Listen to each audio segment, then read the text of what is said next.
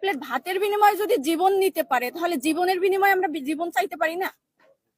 হয়তোবা আপনারা 2 দিন আন্দোলন করবেন, কিন্তু আসলে কি তোফাজ্জল বিচার পাইবে? গত 16 বছর ধরে এই একই ঘটনা ঘটে যাচ্ছিল। মানুষ মুখ খুলে কিছু বলতে পারছিল না, মানুষ এর বিচার পাচ্ছিল না। মানুষ সঠিকভাবে যে এর বিচার কার্যক্রম পরিচালনা করবে সেরকম বিচার বিভাগ ছিল না। এই কারণেই কিন্তু গত 5ই আগস্ট গণ অভ্যুত্থান হয়। আর এই 5ই আগস্টের পরে যদি সেই একই কাজ হতে থাকে, তাহলে আগের জন এবং পরের জন বা পরের সময় পার্থক্য কোথায়? পার্থক্যটা কোথায়? যে বিশ্ববিদ্যালয় বাংলাদেশের সর্বোচ্চ বিদ্যাপীঠ, যেখানে পড়ালেখা করা বাংলাদেশের শিক্ষার্থীদের বা বাংলাদেশের সাধারণ পরিবারের ছেলে মেয়েদের স্বপ্ন, সেখানে যদি এরকম ঘটনা ঘটে যে ভাতের বিনিময়ে জীবন দিয়া, ভাতের বিনিময়ে জীবন দিয়া, অনেকেই বলছে যে মেধাবীদের ভাতের বিনিময়ে জীবনের হোটেল, জীবনের বিনিময়ে ভাতের হোটেল। আসলে কি সেটা? আমরা যদি 15 বছর কথা বলতে না পেরে গণ অভ্যুত্থান ঘটাই, সেই গণ অভ্যুত্থানের পরে যদি এরকম ঘটনা ঘটতে থাকে, তাহলে আমাদের আর চাওয়া পাওয়ার বা কোনো জায়গায় যাওয়ার জায়গা থাকে না। আমরা কার কাছে চাইবো, কার কাছে যাইবো বা কার কাছে কি বলবো? যেখানে একটা মানুষকে, একটা মানসিক ভারসাম্যহীন মানুষকে এভাবে নির্যাতন করা হয়, পরপারে পাঠিয়ে দেওয়া হয়, তারপরে ভাত খাওয়ে বারংবার বলা হয় যে ভাত ভালো হয়েছে কিনা তার কাছে জিজ্ঞাসা করা হয়, বলা হয় তুমি যতক্ষণ ভাত খেতে পারবা ততক্ষণই তুমি এই পৃথিবীতে থাকতে পারবা, না হলে তোমাকে পরপারে চলে যেতে হবে। তাহলে বোঝেন, এই কথা শোনার পরে সে কিন্তু নিরিবিলি ভাত খেতে থাকে, কারণ সে মানসিক ভারসাম্যহীন। তাকে মোবাইল চোর বলে ধরা হয়। ঢাকা বিশ্ববিদ্যালয়ের একটা হল থেকে বলা হয় যে সে মোবাইল চোর, এটা বলে ধরে তাকে এরকম নির্যাতন করে পরপারে পাঠিয়ে দেওয়া হয়। আর এই ঘটনায় সেখানে যারা প্রত্যক্ষ পরোক্ষভাবে জড়িত ছিল, সবার সর্বোচ্চ শাস্তি দাবি করছি। বাংলাদেশের সর্বোচ্চ শাস্তি তো পরপারে পাঠিয়ে দেওয়া, সেটাই দাবি করছি।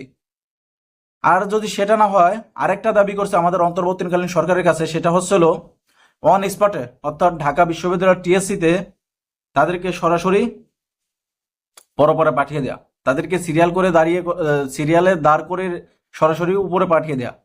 তাহলে কিন্তু এই এই ঘটনার শাস্তিটা সঠিক হবে। তা না হলে এই ঘটনার কোনো শাস্তি হবে না, কোনো সঠিক হবে না।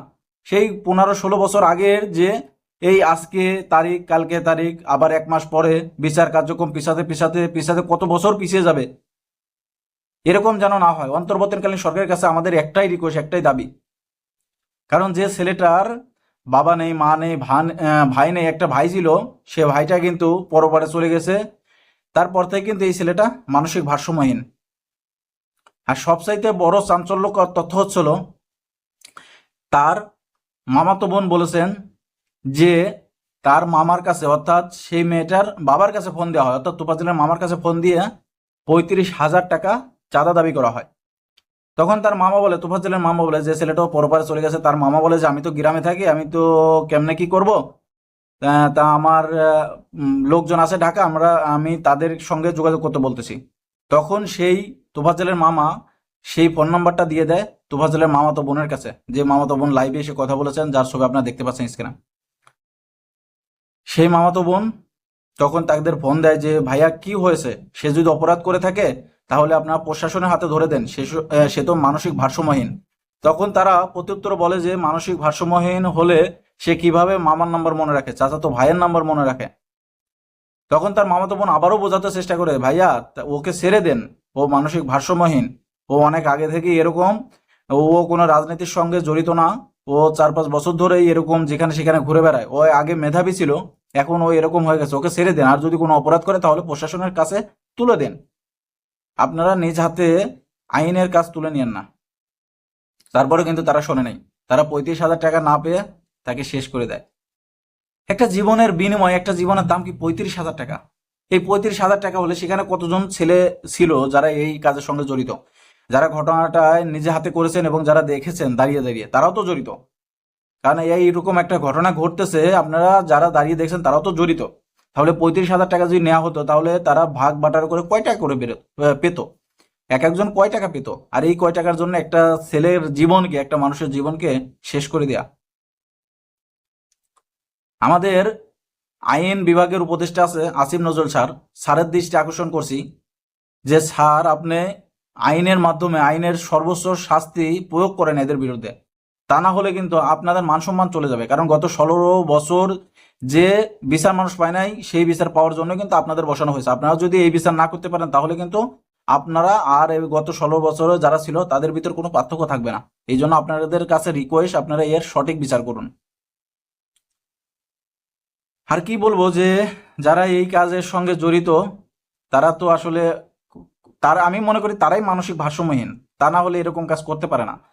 আর সবচাইতে পঙ্গু হচ্ছে হলো বিশ্ববিদ্যালয় প্রশাসন।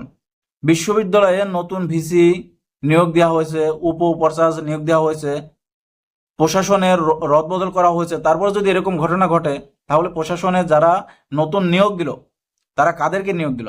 তারা কেন প্রশাসনের কাজ করতে পারছে না? তারা কি ঘুমিয়ে থাকে? 3-4 ঘন্টা ধরে এরকম একটা ঘটনা ঘটলো, বিশ্ববিদ্যালয় প্রশাসন কি ঘুমিয়েছিল?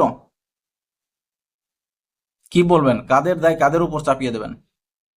তো এখন দর্শক, আপনাদের কাছে আমার একটা রিকোয়েস্ট, আপনারা এই বিষয়ে কি বলতে চান? আর যদি কিছু বলার থাকে তাহলে অবশ্যই ভিডিওটি বেশি বেশি করে শেয়ার করবেন, যাতে ভিডিওটি সরে যায় এবং আমরা ন্যায় বিচার পাই। আমাদের একটাই দেবে, আমরা ন্যায় বিচার পাই। কারণ আমরা আমজনতা, আমরা কোনো দল এলেও আমাদের ততটা ক্ষতি নাই, কোনো দল গেলেও আমাদের ততটা ক্ষতি নাই। আমরা চাই দেশের শান্তি শৃঙ্খলা বজায় থাক। কারণ একটা জীবনের বিনিময়ে একটা জীবন এভাবে চলে যেতে পারে না। কয়টা ভাতের বিনিময়ে একটা জীবন দিতে হয়, এরকম পরিবেশ তো আমরা চাই নাই। এই কারণেই আপনাদের কাছে রিকোয়েস্ট থাকবে ভিডিওটি বেশি বেশি শেয়ার করবার। সবাই ভালো থাকবেন। আল্লাহ হাফেজ।